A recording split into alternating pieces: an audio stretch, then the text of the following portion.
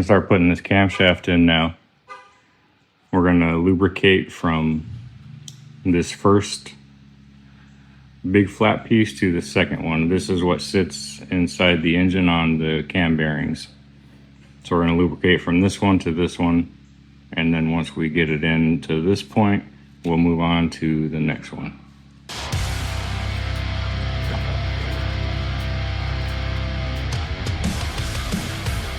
And for the last leg of the race, we're going to get 2 of the cam sprocket bolts, put them into the back of the cam. That way we have a little something extra to hold on to.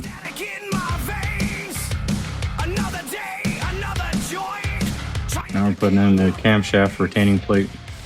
It's countersunk with hex head bolts, so these are going to go to 11 pound-feet. I'm going to put a little bit of Loctite on each one.